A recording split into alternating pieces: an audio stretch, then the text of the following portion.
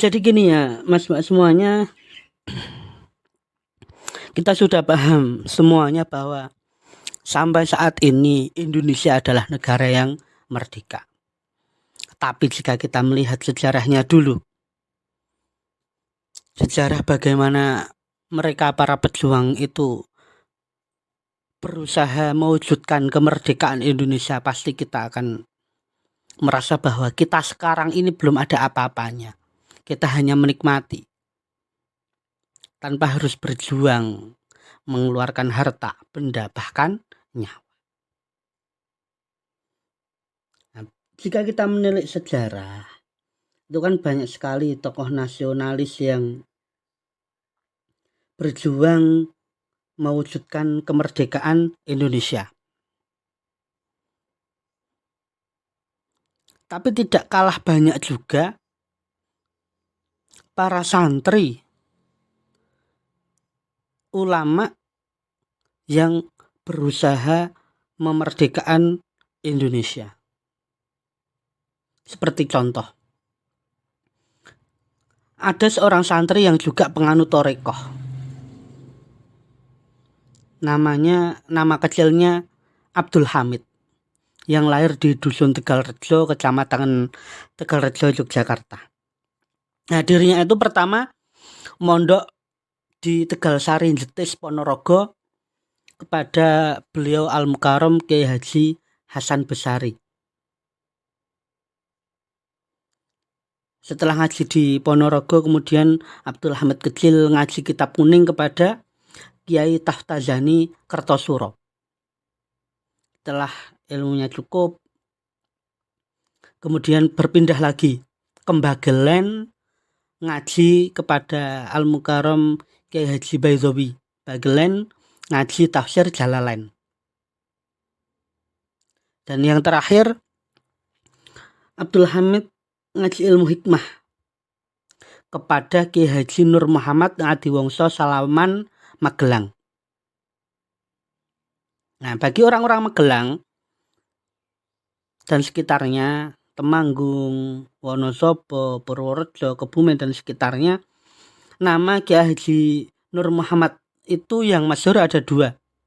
Yang satu adalah Kiai Haji Nur Muhammad Ngadiwongso Salaman, Magelang, dan yang satunya adalah Kiai Haji Nur Muhammad Alang-alang Ombo Pituruh, Purworejo. Nah, yang menjadi gurunya Abdul Hamid kecil ini adalah Kiai Haji Nur Muhammad Ngadiwongso Salaman, Magelang. Nah, Abdul Hamid ini mempunyai nama lengkap adalah Kiai Haji Bendoro Raden Mas Abdul Hamid Ontowiryo Mustahar Heru Cokro Senopati ing Ngalogo Sayyidin Pranatagomo Amirul Mukminin Khalifatullah Tanah Jawi Pangeran Diponegoro Pahlawan Gua Selarong. Nah, beliau itu kan melawan Belanda kurang lebih selama 5 tahun. Antara tahun 1825 sampai 1830-an Masehi. Ya, jangan salah, meskipun santri, Abdul Hamid ini atau Pangeran Diponegoro ini adalah putra Sultan Hamengkubuwono III dari istri yang berasal dari Pacitan, Jawa Timur. Nah, jika kita mau jalan-jalan ke Magelang, ke Eks-Karesidenan Kedu juga, di alun-alun Magelang itu kan ada patung memakai jubah, membawa keris. Kemudian juga ada nama kodam di Jawa Tengah, yaitu dengan nama Pangeran Diponegoro. Nah, jika kita meneruskan sedikit ke Eks-Karesidenan Kedu, Kedu itu adalah mencakup Temanggung, Magelang, Wonosobo, Purworejo, dan Kebumen. di Karesidenan Kedung itu ada 3 peninggalan Pangeran Diponegoro. Yang pertama Al-Quran, yang kedua tasbih, yang ketiga adalah kitab Fathul Qorib atau Takrib. Nah, kenapa kok Al-Quran peninggalan Diponegoro, Pangeran Diponegoro ini adalah bahwa Pangeran Diponegoro adalah seorang Muslim. Kenapa tasbih? Karena Pangeran Diponegoro adalah ahli zikir. Bahkan beliau adalah penganut thariqah. Menurut keterangan Habib Lutfi bin Ali bin Yahya Pekalongan, bahwa Pangeran Diponegoro itu adalah seorang mursyid thariqah Qadiriyah. Dan peninggalan yang ketiga adalah kitab Fathul Qorib atau Takrib Matan Abu Suja, yaitu kitab kuning yang pasti dipakai di pesantren bermadzhab Syafi'i. Jadi singkat cerita, Pangeran Diponegoro itu bermadzhab Syafi'i.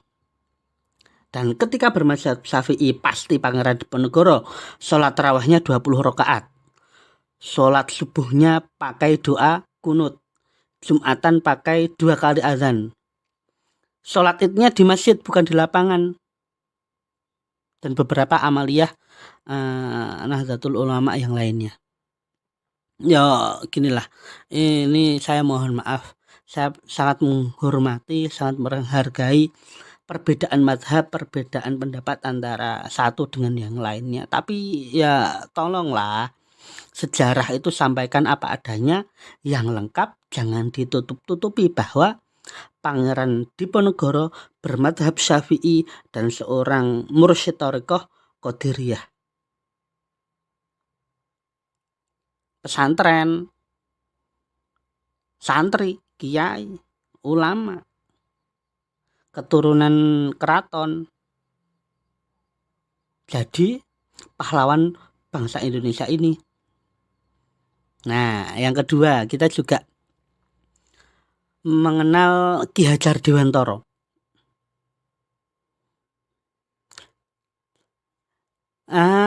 Kita mengenal Ki Hajar Dewantara itu adalah sebagai bapak pendidikan. Oke. Tapi sejarahnya Ki Hajar Dewantara itu adalah santri. Santrinya siapa? Santrinya Romo Kiai Sulaiman Zainuddin di daerah Kalasan Prambanan sana. Pada zaman dulu namanya belum Ki Hajar Dewantara. Nama aslinya adalah Suwardi Suryaningrat. Nah, karena prestasinya meningkat dan sebagainya, akhirnya diangkat menjadi bapak pendidikan nasional dan terkenal dengan nama Ki Hajar Dewantara. Nah, kita ingat lagi yang tadi santri, sekarang juga santri. Ki Hajar Dewantara Suwardi Suryaningrat itu adalah santri ngaji, muridnya seorang kiai. Tapi sayangnya Ki Hajar Dewantara itu sebagai santri suka mengaji, murid seorang kiai, tidak pernah diterangkan di sekolah-sekolah. Yang diterangkan hanya ing ngarsa song tulodo, ing madya mengun karso, dan tuturi handayani. Ya bukan salah, bukan sih, yang cuma belum komplit, kurang lengkap lah. Maka nanti saya berpesan kepada teman-teman guru dimanapun itu berada, tolong saat menerangkan kemerdekaan, menerangkan tentang Ki Hajar Dewantara, bahkan yang terbaru-baru misal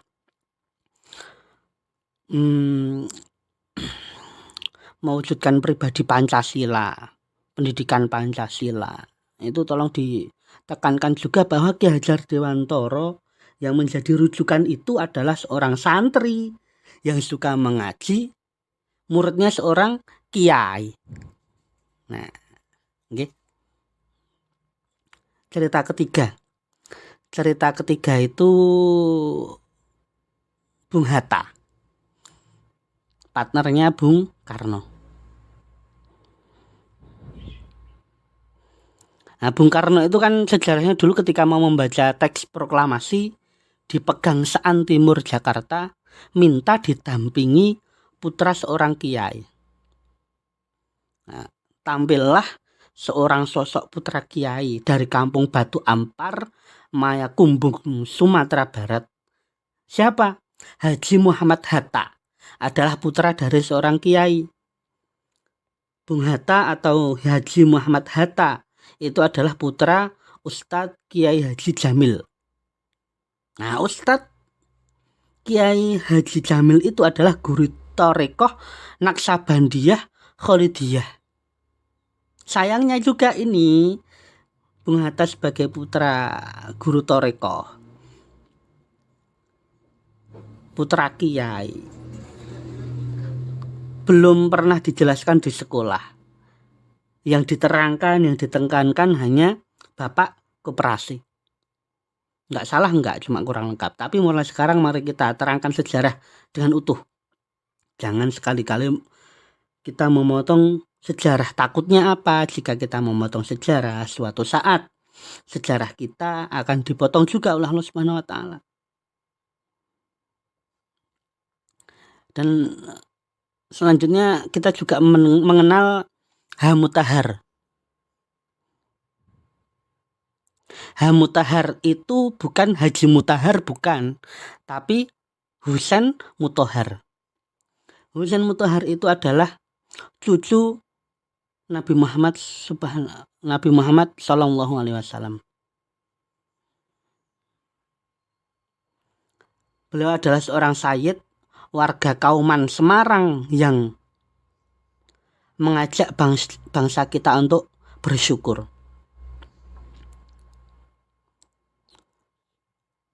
Salah satu karyanya adalah lagu syukur. Lagu syukur itu tulisan di atasnya kan Hamutahar, itu bukan Haji Mutahar tapi Husain Mutahar. Nah, paham gak sampai sini adalah. Nah, jika ya sekarang ini kan kita mengenal Habib Umar Mutahar SH Semarang itu. Nah, Habib Husain Mutahar itu adalah Pak D-nya, bapak besarnya Habib Umar Mutahar ini, yang menciptakan lagu syukur. Itu adalah seorang cucu Nabi Muhammad. Dari yakin ku teguh, hati ikhlasku penuh akan karuniamu. Tanah air pusaka Indonesia merdeka, syukur aku sembahkan kehadiratmu Tuhan. Oh, jangan salah, tidak cuma nyusun lagu loh. Mohon maaf suara saya jeleknya. Sayyid Habib Husain Mutahar ini jangan salah, tidak cuma menyusun lagu. Pada waktu itu juga dipercaya menjadi Dirjen Pemuda dan Olahraga. Dan terakhir dipercaya menjadi duta besar di Vatikan, negara yang berpenduduk Katolik. Tapi di Vatikan Habib Husain nggak jadi Katolik, nggak, tapi malah justru membangun masjid, menyebarkan agama Islam di Vatikan sana. Nah, ini juga perlu kita ketahui. Lagu 17 Agustus ini, 17 Agustus tahun 45, itulah hari kemerdekaan kita, hari merdeka nusa dan bangsa, hari lahirnya bangsa Indonesia. Merdeka sekali merdeka, tetap merdeka selama hayat masih di kandung badan. Kita tetap